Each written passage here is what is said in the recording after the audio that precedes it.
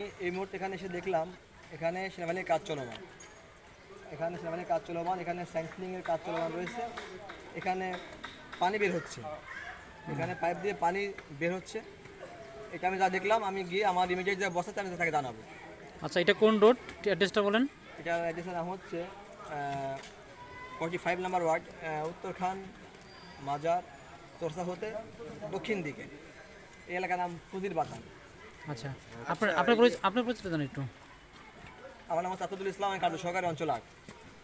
আচ্ছা, আতিকুল ইসলাম ভাই, এই যে আপনাদের অনুমতি ছাড়া যে আসাদুল ইসলাম ভাই, আপনাদের অনুমতি ছাড়া যে রাস্তাগুলো কাটা হচ্ছে, তো এর বিষয়ে আসলে আপনারা কি ব্যবস্থা নেবেন? কারণ রাস্তা যখনই সিটি কর্পোরেশনের আওতায় চলে যায়, যাওয়ার পরে সিটি কর্পোরেশনের আওতা ছাড়া বা ওদের নিয়ম কানুন ছাড়া আমি জানি যে এক কোদাল মাটিও কেউ সিটি কর্পোরেশনের রাস্তা থেকে কাটতে পারবে না। এই যে খনন করে করে অবৈধভাবে পানির লাইনগুলো নেওয়া হচ্ছে আপনাদের রাস্তা খনন করে, এইটাই আপনাদের কি ব্যবস্থা নেবেন?